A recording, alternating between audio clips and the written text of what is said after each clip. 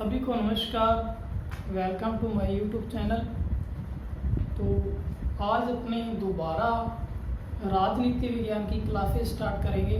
जो पहले video upload की थी वो डिलीट हो गई थी, ठीक है, डिलीट कर दी गई थी, यानी कि वो दोबारा से स्टार्ट करने के लिए माफ़ी चाहूँगा बलविंदर सर से, Ramzan sir, Sukhmandar sir, Sunil sir, Gurjeet sir, Manpreet ma'am. तो आज अपने दोबारा ये क्लासेस स्टार्ट कर रहे हैं और सभी विद्यार्थियों से निवेदन है कि वो इस सेक्शन को लगातार देखें, ठीक है।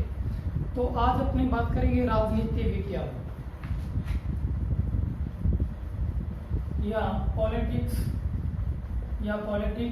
साइंस या पॉलिटिकल साइंस। तो राजनीति विज्ञान का जनक अगर विश्व में बात करें तो अरस्तु को माना जाता है। राजनीति विज्ञान का जनक अरस्तु को माना जाता है। उनकी एक फेमस पुस्तक का नाम ही पॉलिटिक्स था।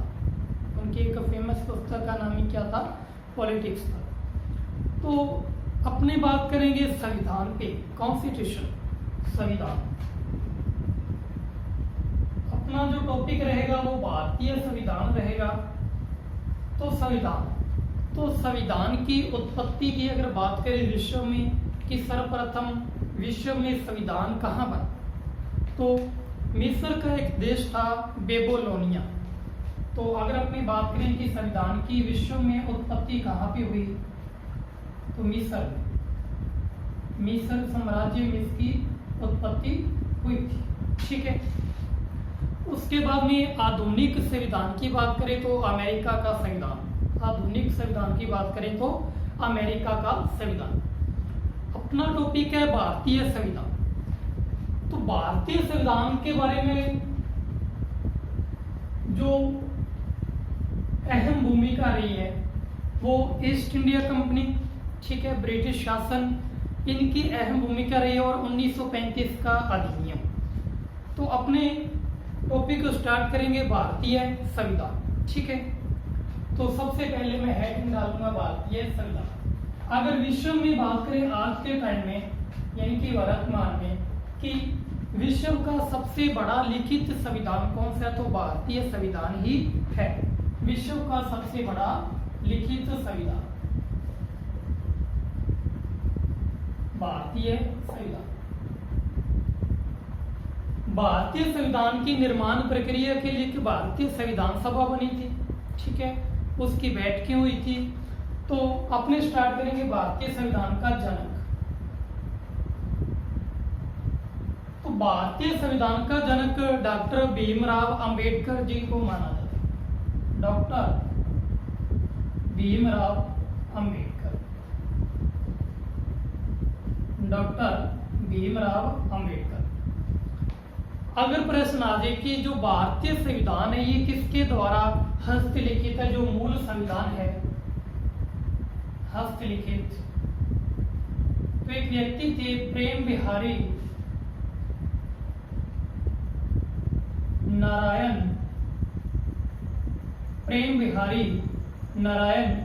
रायजादा, इनके द्वारा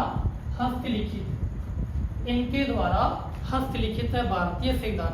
अगर जनक पूछा जाए तो डॉक्टर भीमराव अंबेडकर जी, और हस्तलिखित किसके द्वारा, जो मूल संविधान है वो प्रेम बिहारी नारायण रायजादा के, ठीक है, इनके द्वारा हस्तलिखित है।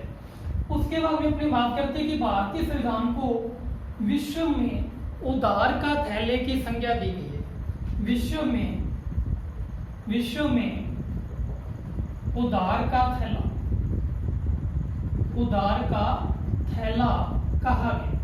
विश्व में उदार का थैला कहा गया। और एक व्यक्ति थे आइवर जेनिंग्स,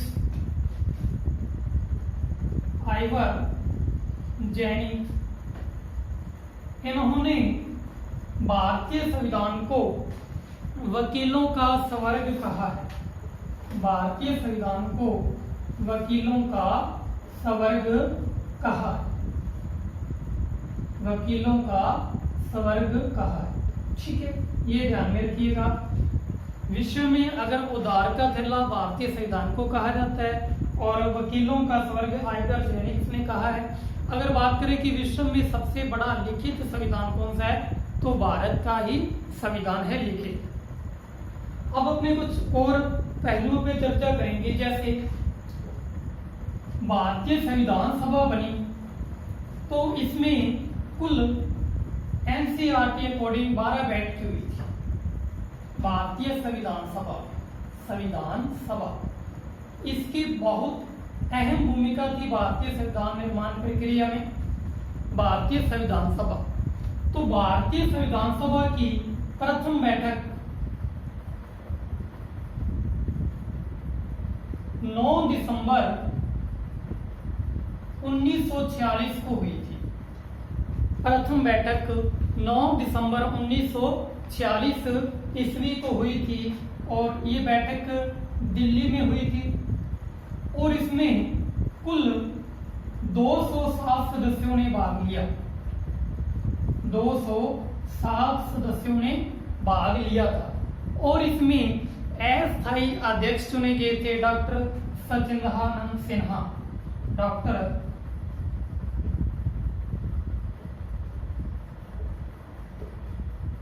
सिन्हा कैसे अध्यक्ष चुने गए थे? अस्थायी। ध्यान रखिएगा, इनको अस्थायी अध्यक्ष चुना गया था और एक उपाध्यक्ष भी चुने गए थे इसी बैठक में। उपाध्यक्ष ये क्या थे? अस्थायी अध्यक्ष थे, ठीक है, अस्थायी।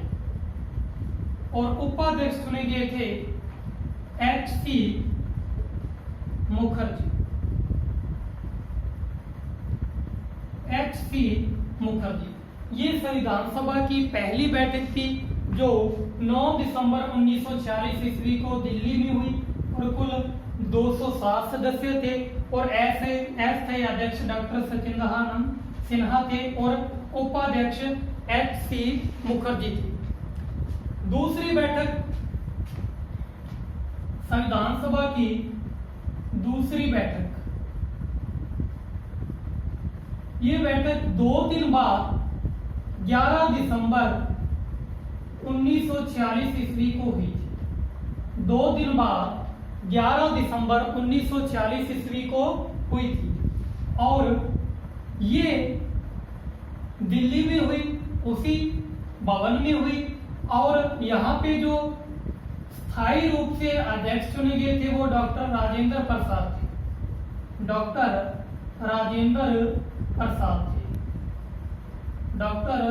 राजेंद्र प्रसाद थे, ठीक है।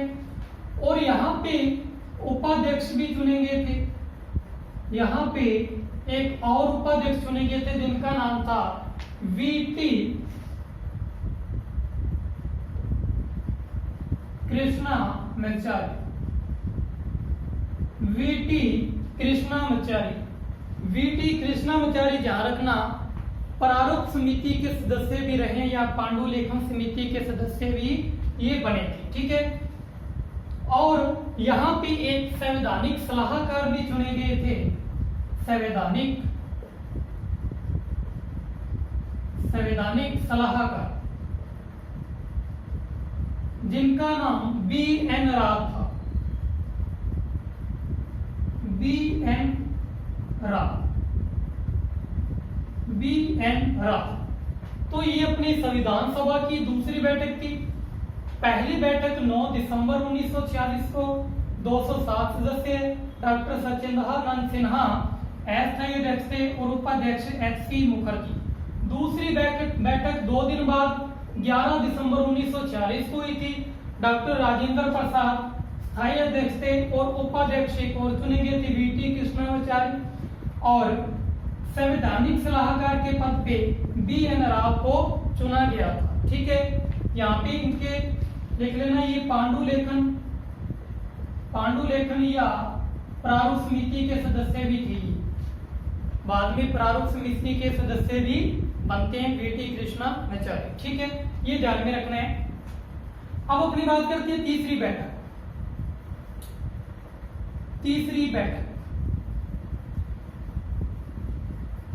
बैठक फिर 2 दिन बाद 13 दिसंबर 1946 को हुई। अब इनमें कोई भी बदलाव नहीं आएगा, यही संवैधानिक अध्यक्ष सलाहकार और अध्यक्ष थे संविधान सभा के।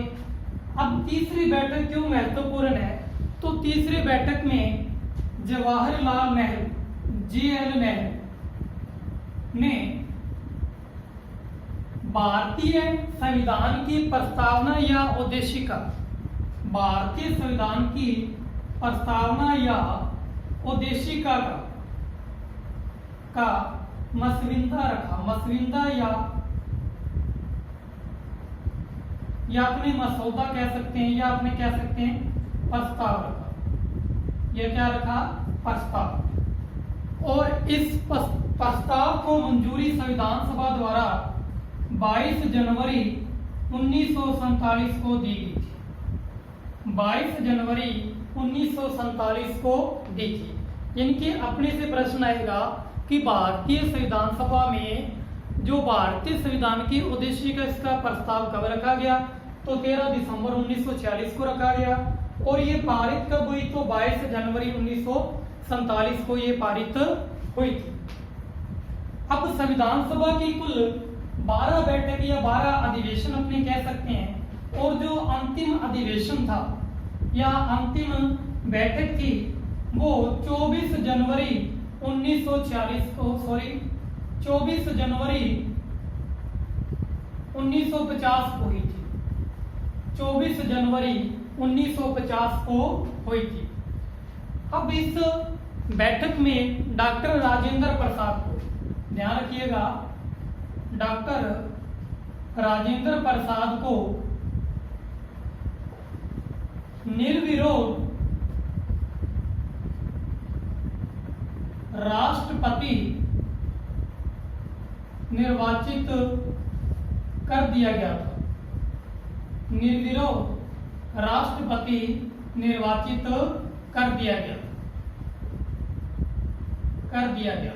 ठीक है, ध्यान में रखना, आज तक भारतीय संविधान के बारे में अगर अपने चर्चा करें, इनकी भारतीय राजनीति के बारे में, तो कुल 2 ही राष्ट्रपति हैं जो निर्विरोध निर्वाचित हुए हैं। पहले तो डॉक्टर राजेंद्र प्रसाद हैं, और दूसरे की अगर अपने बात करें तो वो नीलम संजीव रेड्डी है। ठीक है, ध्यान रखिएगा, नीलम संजीव रेड्डी हैं दूसरे, जो लोकसभा के 2 बार अध्यक्ष के पद पर रहे हैं। ठीक है, तो 24 जनवरी 1950 को संविधान सभा की अंतिम बैठक थी। ठीक है, और यहाँ पे निर्विरोध राष्ट्रपति निर्वाचित हुए डॉक्टर राजेंद्र प्रसाद। ठीक है, ध्यान रखिएगा। अब इसी संविधान सभा को संसद का रूप दे दिया जाता है। ठीक है, ये संसद के रूप में कार्य करने लग जाती है 26 जनवरी 1950 के बाद में। ठीक है, तो ये अपना संवैधानिक परिचय था संविधान के बारे में। जो आपको वेरी मोस्ट इंपोर्टेंट क्वेश्चन है, वो अपना क्वेश्चन यही है कि जो हस्तलिखित संविधान है वो किसके द्वारा लिखा गया था, तो इसका आंसर रहेगा प्रेम बिहारी नारायण रायजादा के बारे में। ठीक है, थैंक यू।